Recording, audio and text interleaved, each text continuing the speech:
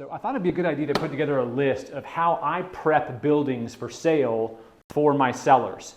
Little easy things that are quick to do and they're not very expensive. That'll make the property look a lot better when it goes to market.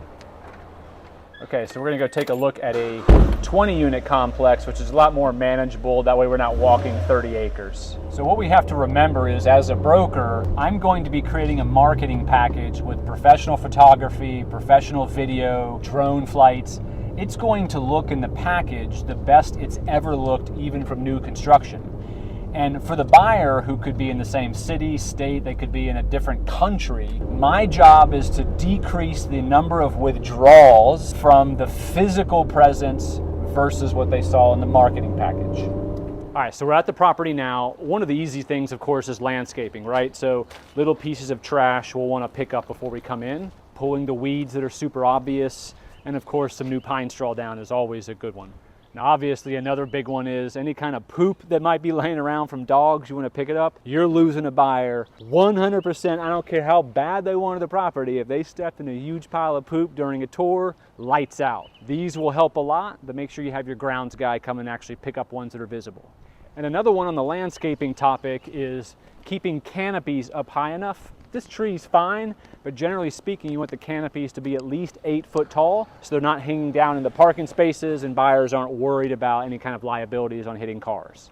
Another easy one is just making sure all the gutters are clean. This particular building doesn't have gutters because it's got flat roofs, but all buyers see is something that's not maintained, but also the possibility of water backing up into units. This is more of a long lead item, but parking lots, if they've got tons of potholes, it's easy to fill up the potholes within a week or so. If it needs to be repaved and all that, what I'm gonna do is go ahead and get quotes. You don't need to repave it, but I wanna have quotes in hand for buyers as they come through.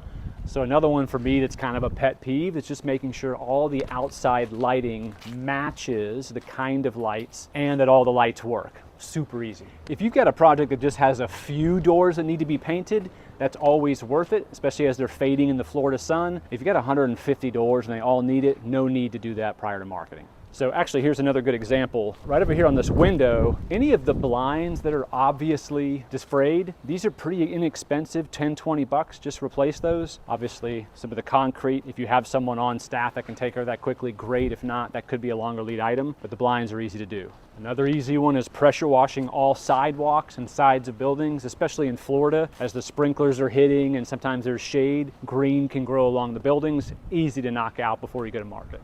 So another one I see from time to time, this property is in good shape, is uneven sidewalks, particularly when you're walking from the main sidewalk into the front door. Sometimes these will be uneven or lifted, and every time buyers raise that as a concern to me. So shaving those ahead of time, someone who's good at that, is worth the money. This particular project used to have some awful mansards, which we'll show you a picture right above. And these are being replaced ahead of going to marketing. Total project cost on these 5 buildings was $44,000. These mansards were so bad looking that they're gonna actually make money as a result of having spent that ahead of time, because they would have been dinged big time by buyers along the way. Obviously, a big pet peeve of mine are dumpster areas. Before we go to market and before we do any of the marketing or pictures, all of this stuff that's on the outside of dumpsters needs to be removed. Preferably the dumpster and the cans are dumped before we do all the professional shots. For all the water meters, I always like to see these dug back out, nice and straight, covers put on, all that vacuumed out or blown out. It just shows and spells out this person takes care of their property. For any properties that have perimeter fence lines, foliage that's growing over the top of fences, vines growing up fences, super easy to pull all those back and have a nice clean fence line. On all air conditioning units, it's a good idea to make sure you peel away all the landscaping. Sometimes these get buried with rain, especially when there's not soffits. Picking these back up, putting them nice and firm on the dirt, air conditioning resting on them. When you're looking down a long line of buildings and you see that everything's on the right platforms, makes everything super crisp, and it's pretty easy to do.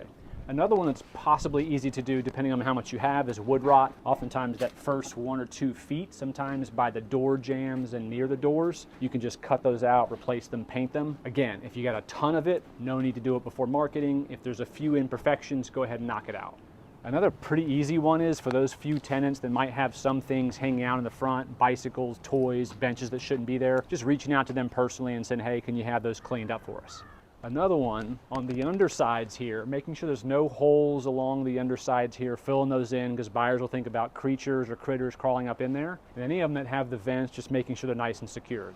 Another easy one are shutters. Again, all the shutters here are in very good shape, but these shutters are pretty cheap. Any ones that are banged up or slashed or need to be painted, go ahead and knock those out. And then also, kind of a continuity of unit numbers. Same type of material of the number, same color, placed in the same spot. That goes a long way. All right, so let's head on out and I'll clue you in on a couple other ideas. All of those tips I gave for cellar prep are fairly easy to do for each one of them. If you have maintenance folks, they should be able to walk out those different types of things within a week. Not one seller usually has every single one of those things that need to be done. What I find is that a lot of brokers and sellers sometimes rush too much to bring something to market. It's this weird thing where they feel like they gotta go, go, go. I like to spend a lot of time on the front end to get things just right. It's kind of like the exotic car market. The folks that have got the perfect records, that have really taken care of the asset, detailed it, buyers will pay more for something like that. I hope the video had a lot of value, and if it does, please give me a like and a subscribe, and I'll see you guys on the next one.